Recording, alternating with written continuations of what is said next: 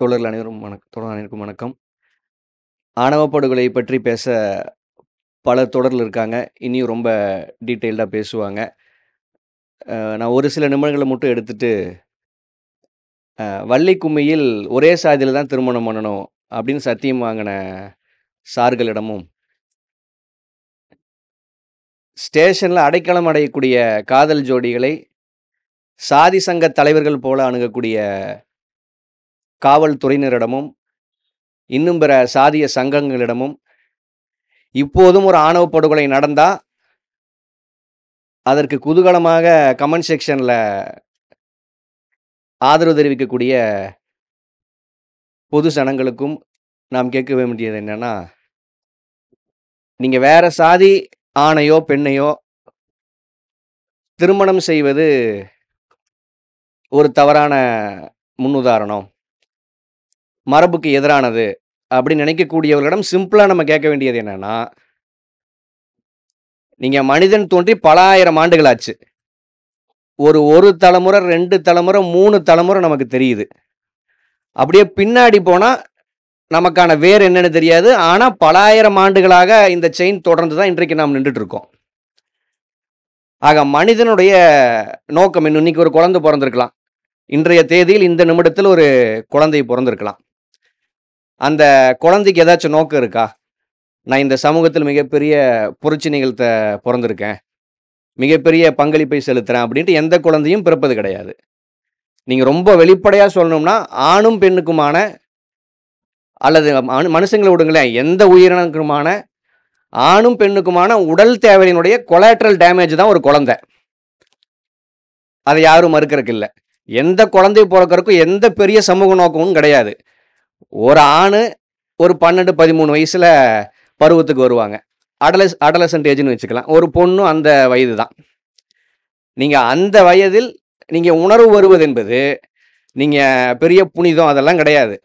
நீங்க மனிதனுடைய உருவாக்கத்தின் நோக்கமே அல்லது உயிரினங்களுடைய உருவாக்கத்தின் நோக்கமே 2 பாலுறவை சேர்ந்தவர்கள் ஒன்று சேர்ந்து ஒரு குழந்தையை பெத்து போடணும், அவ்வளவுதான். அதுக்காக தான் இந்த காதல் வர்றது, ஹார்மோன் சேஞ்ச் நடக்கிறது, நீங்க பெண்களுக்கு மாதவிடாய் வருவது என்பது அது உடல்நிலை தயார். அந்த பொண்ணு என்ன உள்ள இருக்கக்கூடிய சிஸ்டம் வந்து நாம குழந்தை பெறுவதற்கு தயாராகிட்டோம், இந்த பீரியட்ல அதற்கு நமக்கான வாய்ப்பு இருக்கும் அப்படின்னு தான் பிளட்டே சுரக்குது.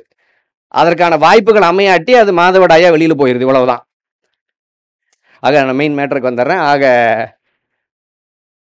அரேஞ்ச் மேரேஜ் மிகப்பெரிய புனிதம் அப்படின்னு நினைத்து கொண்டு காதல் திருமணத்தை எதிர்க்கக்கூடியவர்களிடம் நான் கேட்க விரும்புவது என்னன்னா, யாருனே ஒருத்தன் தெரியாது, மாமா ப்ரொஃபைல் கொடுத்தாருப்பா, பக்கத்து வீட்டு அங்கிள் கொடுத்தாரு அப்படின்னு ஒரு பையனுடைய போட்டோவை காமிக்கிறாங்க ஒரு 10 நாளைக்கு முன்னாடி.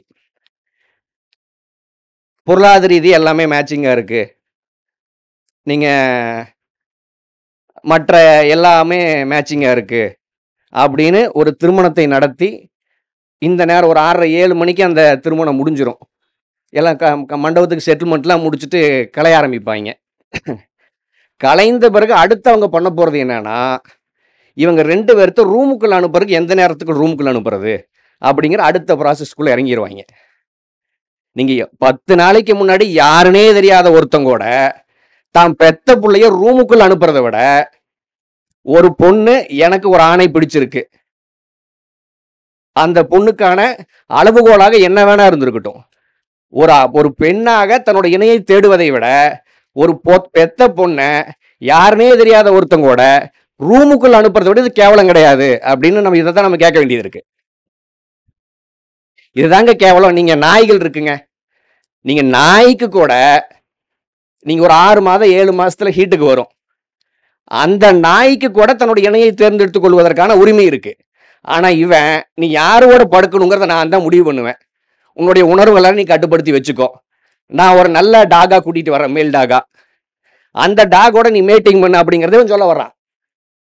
ஆக நீங்க இந்த சிஸ்டத்தை நீ பண்றதாண்ட கேவலம் அப்படின்னு நம்ம உடைச்சு பேசணும். நம்ம என்னன்னா காதலிப்பது தவறு கிடையாதுங்க, இது இயற்கைன்னு சொல்றதை தாண்டி இவனுடைய சிஸ்டத்தை நோக்கி நாம் கேள்வி எழுப்பணும். நீங்க உலகத்தில் எங்கேயுமே அரேஞ்ச் மேரேஜ் சிஸ்டம் பெருசா கிடையாது.